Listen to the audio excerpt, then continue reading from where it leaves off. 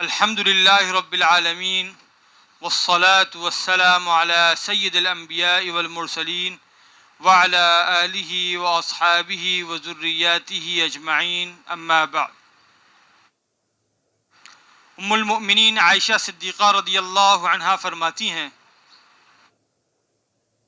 کہ جب ابر اور آندھی چلتی تو حضور صلی اللہ علیہ وسلم کے چہرے مبارک کا رنگ فق ہو جاتا اور پریشانی کی حالت میں کبھی حجرے کے اندر تشریف لاتے، کبھی باہر لے جاتے اور یہ دعا پڑھتے رہتے جس کا ترجمہ یہ ہے کہ اے اللہ،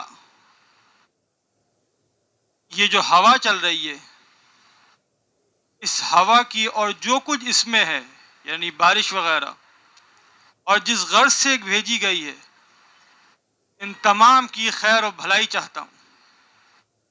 اور اے اللہ، اس ہوا کی اور اس جو کچھ اس میں ہے اور جس غرض سے بھیجی گئی ہے، اس کے شر سے پناہ چاہتا ہوں.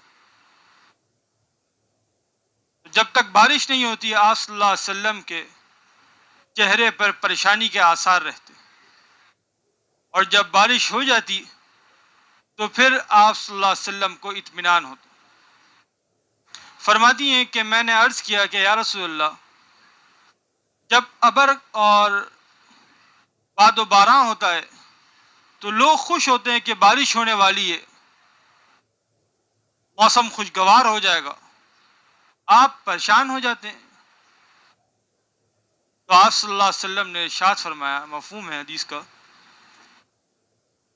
کہ مجھے اس بات سے اطمینان نہیں ہے کہ یہ ہوا، یہ باد و باران رحمت کا ہے یا عذاب کا. اس لیے کہ قوم عاد کی طرف بھی ایسے ہی بادل آیا تھا. اللہ رب العزت نے ان کا ذکر قرآن مجید میں کیا ہے. فلما رأوه عارضا مستقبل اودیتہم، کہ جس وقت ان کی وادی کے قریب بادل آنے لگا، قالوا هذا عارض ممطرنا، تو وہ خوشی سے کہنے لگے کہ یہ تو بارش برسائے گا. بل هو مستعجلتم بھی، اللہ رب العزت نے فرمایا یہ بارش والا بادل نہیں ہے، بلکہ یہ وہ عذاب ہے جو تم اپنے نبی سے کہا کرتے تھے کہ اگر آپ سچے ہیں اپنے دعوے میں تو جس عذاب سے ہم کو ڈراتے ہیں وہ عذاب لے آئیں.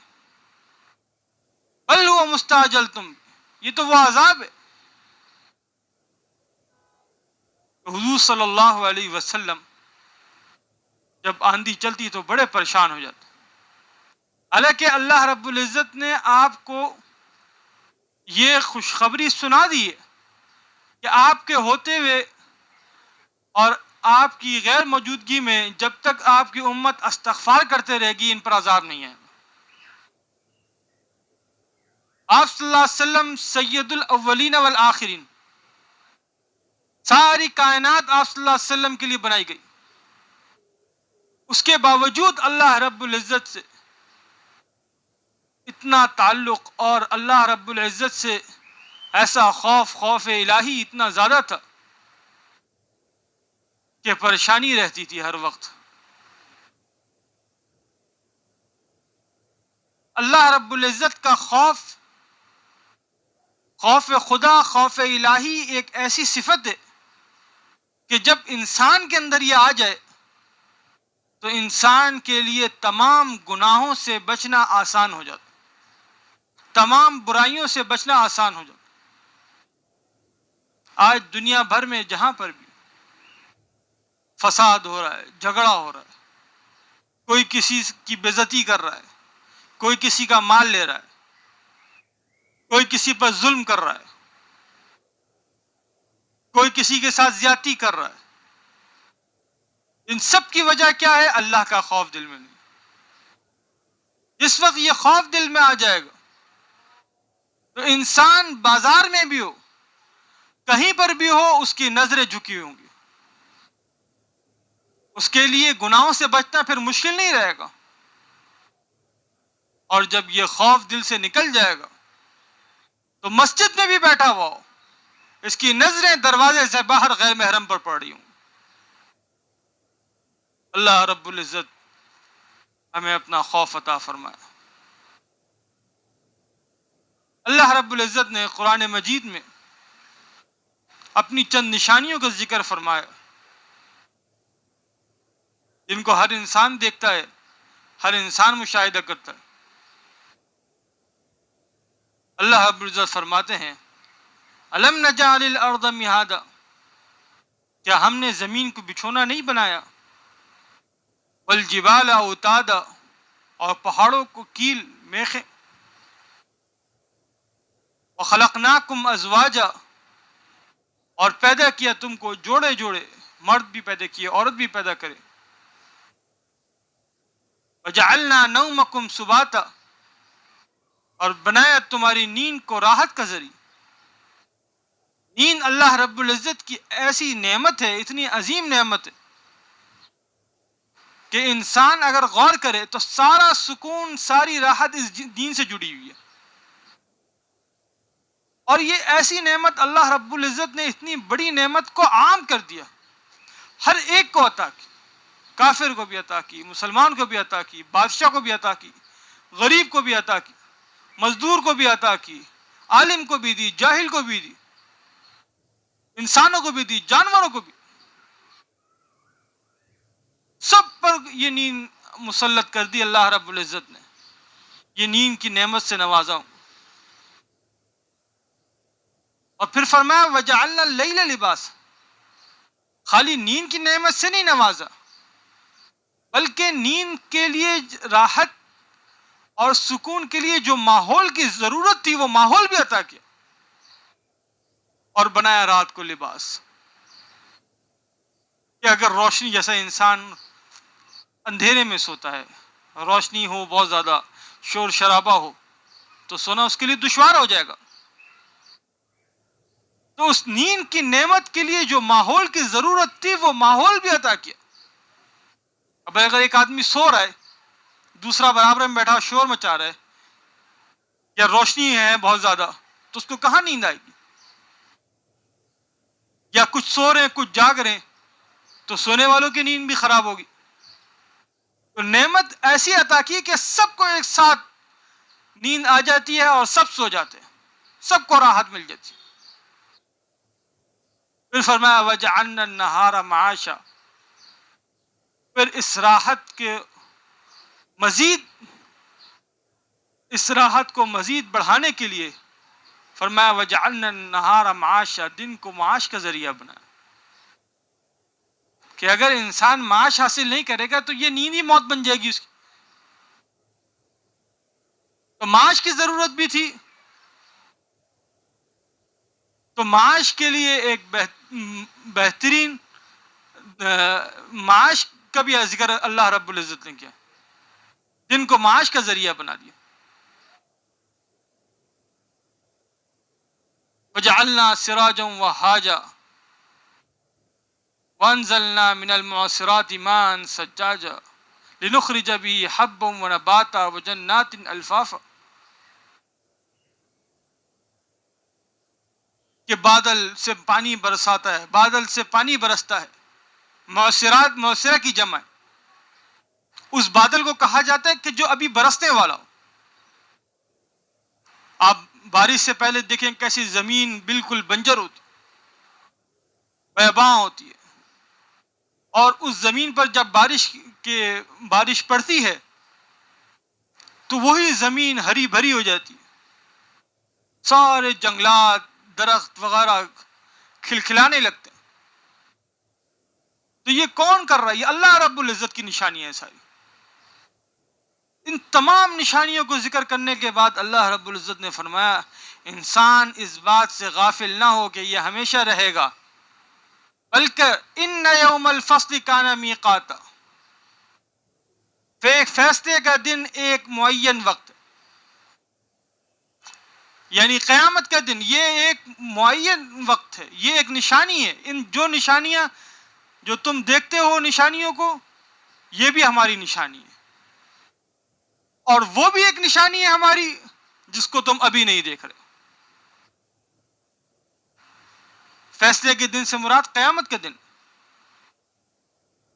اور دوسری آیت میں اللہ رب العزت نے فرمایا کہ جس سے معلوم ہوتا ہے کہ سور 2 مرتبہ پھونکا جائے گا۔ جب پہلی مرتبہ سور پھونکا جائے گا تو ہر چیز فنا ہو جائے گی، ختم ہو جائے گی، تباہ و برباد ہو جائے گی۔ اور جب دوسری مرتبہ سور پھونکا جائے گا تو ہر چیز زندہ ہو کر، ہر ذی روح اشیاء زندہ ہو کر اللہ رب العزت کے دربار میں حاضر ہو جائیں گے۔ ابو ذر غفاری رضی اللہ عنہ فرماتے ہیں کہ جناب رسول اللہ صلی اللہ علیہ وسلم نے ارشاد فرمایا کہ لوگ روز قیامت 3 قسم کی افواج پر تقسیم ہو کر میدان حشر میں آئیں گے۔ ایک فوج تو ان لوگوں کی ہوگی جو پیٹ بھرے لباس پہنے ہوئے سواریوں پر سوار ہو کر آئیں گے، اور دوسری فوج ان لوگوں کی ہوگی جو پیدل چل کر میدان حشر میں آئیں گے، اور تیسری فوج ان لوگوں کی ہوگی جن کو منہ کے بل گھسیٹ کر میدان حشر میں لایا جائے گا۔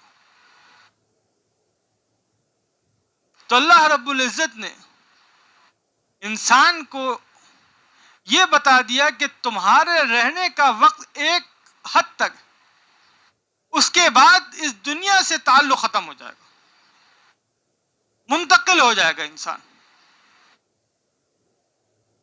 جیسے پہلے ایک دوسری حالت میں ماں کے پیٹ میں تھا، اس کے بعد دنیا میں آیا، اب دنیا سے منتقل ہو کر آخرت کی طرف چلے جائے گا۔ تو بہرحال اللہ رب العزت کا خوف ایک ایسی عظیم نعمت ہے کہ جس کو یہ اللہ رب العزت عطا کر دیں، اس کی دنیا بھی جنت بن جاتی ہے اور آخرت کے کیا کہنے۔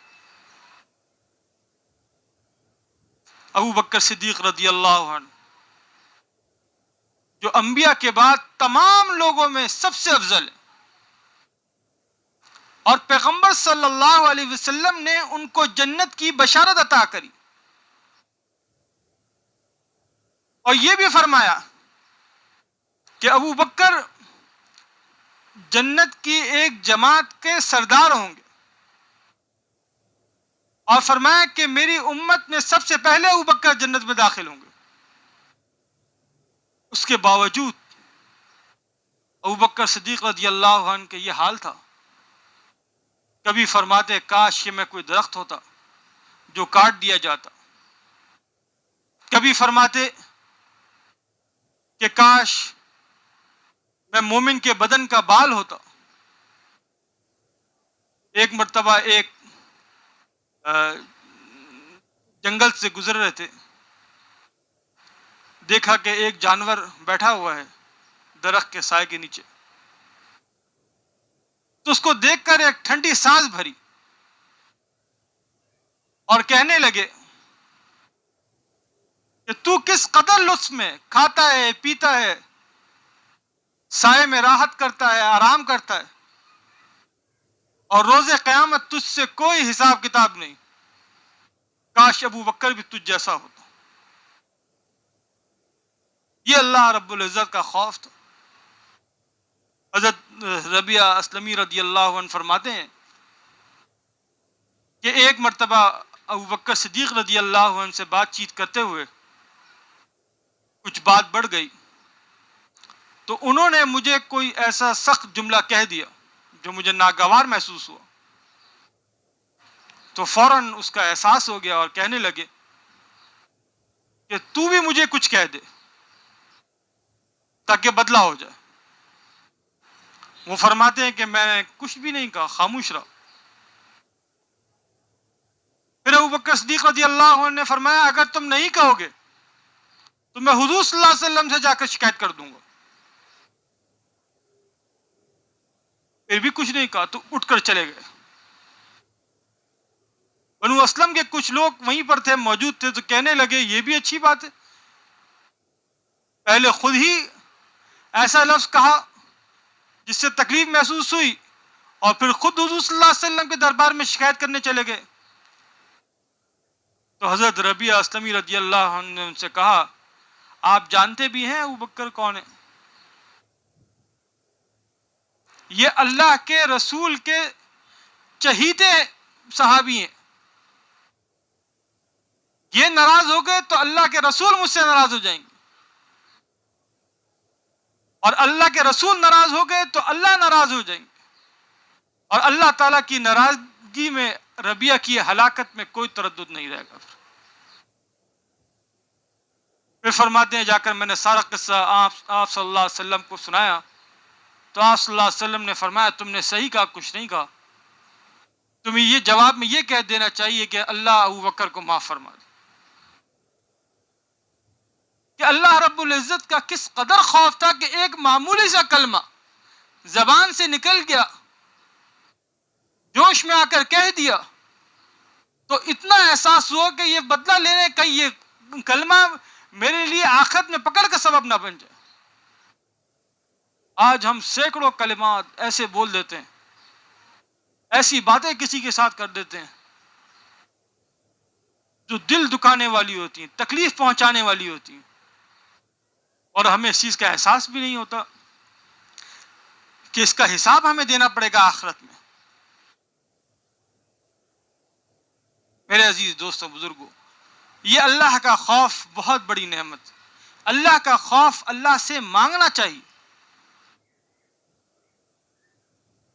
اور حضور صلی اللہ علیہ وسلم نے صحابہ کرام کی ایسی ٹریننگ کری تھی کہ ان کا تعلق اللہ سے اتنا مضبوط تھا جس کی کوئی انتہا نہیں. اس قدر اللہ سے تعلق تھا کہ کوئی پریشانی ہو جاتی، کوئی مصیبت آتی تو سیدھا اللہ کے دربار میں جا کر حاضر ہو کر اللہ سے مانگتے. حضرت نظر رحمہ اللہ فرماتے ہیں کہ میں نے حضرت ایک مرتبہ کیا ہوا موقع، ایک مرتبہ اندھیرا چھا گیا تو میں حضرت انس رضی اللہ عنہ کے پاس حاضر ہوا اور میں نے پوچھا کہ حضور صلی اللہ علیہ وسلم کے زمانے میں اگر کوئی ایسی چیز ہو جاتی تو کیا کرتے تھے آپ صلی اللہ علیہ وسلم؟ تو حضرت انس رضی اللہ عنہ نے فرمایا کہ حضور صلی اللہ علیہ وسلم کے زمانے میں اگر تیز ہوا بھی چل جاتی تو ہم سمجھتے کہ شاید قیامت آ گئی، مسجد کے نبی کی طرف دوڑ جاتے تھے.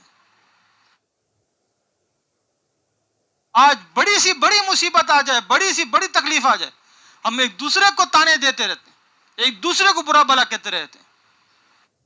جو تعلیم ہمیں سکھائی ہے کہ مصیبت میں، تکلیف میں، خوشی میں، راحت میں اللہ کے سامنے اپنے آپ کو پیش کرنا ہے، اللہ سے مانگنا ہے، اللہ سے تعلق مضبوط کرنا ہے،